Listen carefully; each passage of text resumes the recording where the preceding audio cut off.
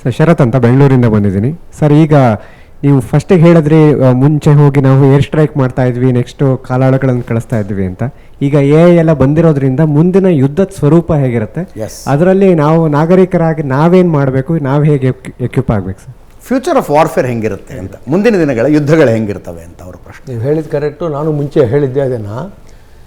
ಈ ಒಂದು ಬದಲಾವಣೆ ಏನಾಗಿದೆ, ಮಿಲಿಟ್ರಿ ಥಿಂಕಿಂಗ್ ಅಂತ ಏನು ಹೇಳ್ತಾರೆ, ಅದರಲ್ಲಿ ನಾವೊಬ್ಬರೇ ಅಳವಡಿಸ್ಕೊಳ್ಳೋದಿಲ್ಲ, ಅದು ಎಲ್ಲರೂ ಅಳವಡಿಸ್ಕೋತಾರೆ. ಈ ಅದರೇನು ಅಂದರೆ ಅದಕ್ಕೆ ತಕ್ಕ ಹಾಗೆ ಕೌಂಟ್ರ್ ಮೆಷರ್ಸ್ ನಾನು ಹೇಳಿದ್ನಲ್ಲ ಒಂದೆರಡು, ಆ ಥರ ತೊಗೊಳಕ್ಕೂ ನಾವು ಮಾಡಿದರೆ ಅವರು ಮಾಡ್ತಾರೆ. ಹೌದು, ಗೊತ್ತಾಯ್ತೆ. ಅವ್ರು ಮಾಡಿದ್ರೇನು, ನಮ್ದು ಯಾಕೆ ಮಾಡಲಿಲ್ಲ ಈ ಸರ್ತಿ ಇದ್ದರೆ, ನಮ್ಮದು ಏರ್ ಡಿಫೆನ್ಸ್ ಸಿಸ್ಟಮ್ಮು ಇವರು ಬಹಳ ವರ್ಕ್ ಮಾಡಿದ್ದಾರೆ ಅದರಲ್ಲಿ. ಆ ಏರ್ ಡಿಫೆನ್ಸ್ ಸಿಸ್ಟಮ್ ಭಾಳ ಮಜಬೂತಾಗಿತ್ತು, ಭಾಳ ಜೋರಾಗಿತ್ತು. ಅವರದ್ದು ಅಷ್ಟು ಜೋರಾಗಿರಲಿಲ್ಲ.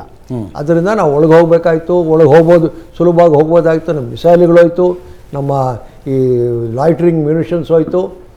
ಅದನ್ನು ಜೋರು ಮಾಡ್ಕೊಂಡ್ಬಿಟ್ರೆ ಕಷ್ಟ ಆಗುತ್ತೆ. ಅದಕ್ಕೆ ಮಾಡಿದರೆ ನಾವು ಇನ್ನೂ ಜೋರು ಮಾಡಬೇಕಾಗತ್ತೆ. ಸೊ ಇದೆಲ್ಲ ಏನು ಅಂದರೆ, ಇವನ ಹತ್ರ ಈ ಬಲ ಇದೆಯಪ್ಪ, ನನ್ನ ಹತ್ರ ಈ ಬಲ ಇದೆ ಅಂತ ತೋರಿಸ್ಕೋಬೇಕಾಗತ್ತೆ. ಈ ಒಂದು ರೀತಿಯ ವಾರ್ಫೇರೇ ಆಗಲಿ ಅಥವಾ ಸ್ಟ್ರ್ಯಾಟಜಿಗಳೇ ಆಗಲಿ ಬದಲಾವಣೆ ಆಗ್ತಾನೇ ಇರುತ್ತೆ, ಆಗ್ತಾನೇ ಇರಬೇಕು. ಅದರಿಂದ ಏನು ಪ್ರಯೋಗ ಅಂದರೆ, ನಾನು ಹೇಳಿದಾಗೆ ಟೆಕ್ನಾಲಜಿ ಡೆವಲಪ್ಮೆಂಟ್, ಹೊಸ ಹೊಸ ಟೆಕ್ನಾಲಜಿಗಳು ಬರುತ್ತೆ.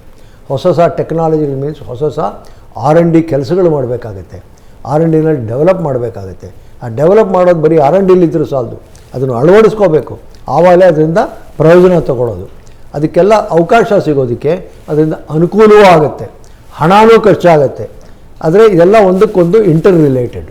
ಇದನ್ನು ಯೋಚನೆ ಮಾಡಲೇಬೇಕು, ಅದನ್ನು ಅನುಭವಿಸಲೇಬೇಕು, ಬೇರೆ ಏನೂ ದಾರಿ ಇಲ್ಲ.